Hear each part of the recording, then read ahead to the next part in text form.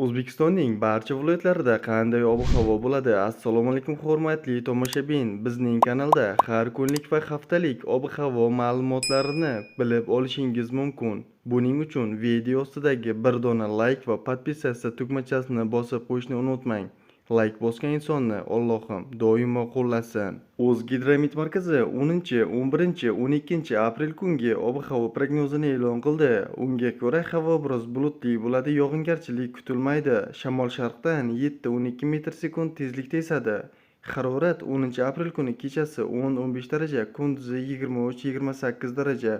11 aprel kuni kechasi 12-17 daraja, kunduzi 26-31 daraja. 12 aprel kuni kechasi 12-17 daraja, kunduzi 28-33 daraja issiq bo'ladi.